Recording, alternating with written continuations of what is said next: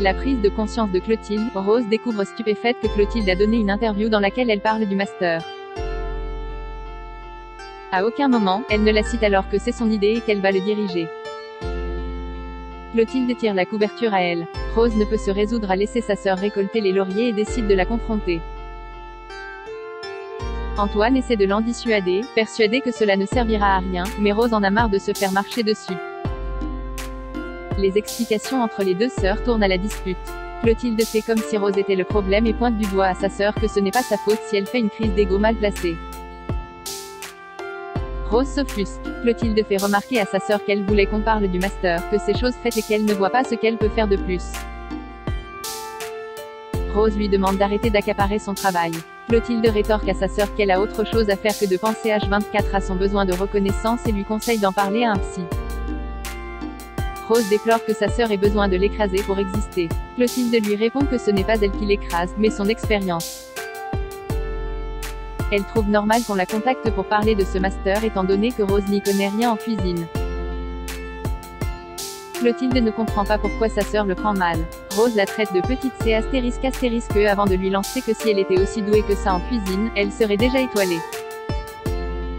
Clotilde croise un peu plus tard Antoine et lui relate que Rose lui a fait un procès d'intention. Antoine essaie de lui faire comprendre à quel point ce master est important pour sa sœur. Elle s'est non seulement battue pour que ce projet existe, mais elle a dû prouver à tout le monde qu'il avait sa place à l'institut. Clotilde souligne qu'elle aussi a dû se battre pour que des projets se montent. Antoine estime que c'est différent pour elle, car tout le monde la considère comme la vraie héritière d'Auguste Armand. Elle est chef dans son institut et elle enseigne sa cuisine. Il pointe ensuite du doigt à Clotilde que Rose a enfin un vrai rôle à jouer à l'institut et déplore qu'elle trouve encore le moyen de lui enlever le mérite qui lui revient. Antoine demande à Clotilde si ça la tuerait de reconnaître au moins une fois qu'elle a fait du bon boulot. Antoine réunit les élèves de 3e année pour leur annoncer que le master fait officiellement partie du cursus à l'institut.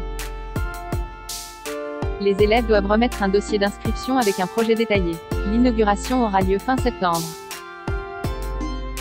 Clotilde a eu une prise de conscience. Elle prend la parole pour remercier sincèrement Rose sans qui le master n'aurait jamais vu le jour. Elle est certaine qu'Auguste Armand serait très fier que ce beau projet existe au sein de l'institut. Elle remercie ensuite Rose de l'avoir porté à bout de bras. Rose est émue aux larmes. Anaïs et Greg à l'hôtel Beaumont. Anaïs et Greg font part au chef Tessier de leur intention de participer au championnat national de pâtisserie, mais ils s'y opposent. Et les arguments avancés par les deux étudiants ne le font pas changer d'avis. Tessier leur signifie que tant qu'ils étudieront à l'institut, ils resteront sous son autorité. Greg et Anaïs sont dépités. Anaïs ne se voit pas dire au chef d'émir qu'elle est privée de championnat à cause du directeur. Greg pense demander à son père de rappeler à Tessier que le concours se passe dans son hôtel et que s'il les importune, il le mettra dehors. Mais Noémie pense que ce n'est pas une bonne idée. Elle craint que Tessier ne crie sur tous les toits que le chef de l'Aubel menace les autres concurrents pour imposer son fils. Noémie pense qu'il faut être un peu plus malin. Entre Tessier et Noémie, c'est qui est pris qui croyait prendre. L'hôtel Beaumont recrute Greg et Anaïs comme stagiaires. Ils seront sous l'autorité du chef de l'Aubel et seront supervisés par Noémie, ce qui signifie qu'ils peuvent participer au championnat de pâtisserie. Mis devant le fait accompli, Tessier ne peut que s'incliner. Anaïs et Greg s'empressent de faire leurs valises. Accompagnés de Noémie et d'Eliott, ils se rendent à l'hôtel Beaumont où le chef de l'Aubel leur souhaite la bienvenue. Il conseille à Anaïs et son fils de se reposer, car les choses sérieuses vont débuter demain avec les entraînements. Théo part en vrille, fébrile. Célia attend Théo à l'institut parce qu'elle ignore où il a passé la nuit. Elle lui a envoyé des messages, mais il ne lui a pas répondu. Théo a dormi en fait ses parents parce qu'il avait besoin de comprendre pourquoi elle avait balancé à Louis qu'ils allaient partir ensemble après le Privatel. Célia se justifie. Louis l'a manipulée et elle lui a donné l'information sans réfléchir. Théo lui rétorque que ça le met dans une mauvaise posture. Non seulement Louis a tout balancé à son père, mais il se sert de cette nouvelle pour récupérer son poste et passer le Privatel à sa place. Théo s'entraîne sur son nouveau menu pour le Privatel quand son père le rejoint en cuisine. Tessier ne comprend pas pourquoi son fils travaille dessus alors qu'il a décidé de partir. Théo fait croire à son père que Louis a menti et qu'il essaie de le manipuler, car il veut le Privatel. Il ment effrontément à son père et lui affirme ensuite qu'il n'a jamais envisagé de partir à Paris avec Célia. Tessier sait que son fils est un tournant de sa vie et lui demande de ne pas faire n'importe quoi. Théo lui assure qu'il veut rester au double A et avoir le Privatel. Son père espère que son fils ne lui ment pas, car ce n'est pas non seulement sa carrière qu'il va perdre, mais aussi sa famille.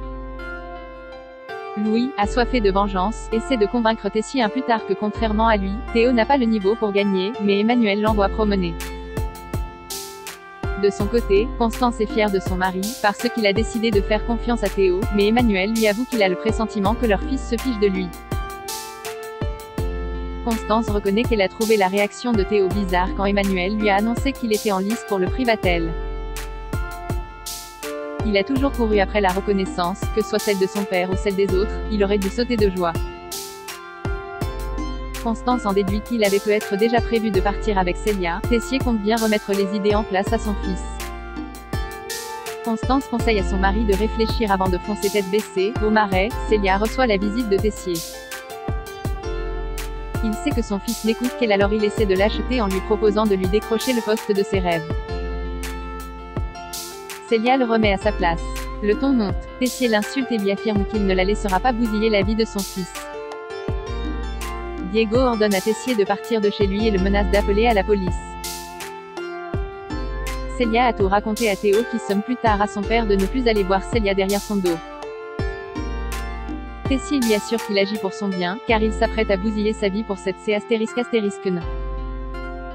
Il lui affirme ensuite que Célia le tire vers le bas. Théo rétorque à son père que c'est lui qui le tire vers le bas, et ce, depuis toujours. Tessier le traite d'ingrat et le pousse à partir à Paris avec Célia, mais pas dans 2 semaines, tout de suite. Louis le remplacera au double A. Théo est à bout. Il n'en peut plus que Louis se mêle de sa vie et l'affronte. Mais ce dernier est plutôt fier d'avoir tout balancé à son père. Louis lance à Théo que le Privatel est à lui.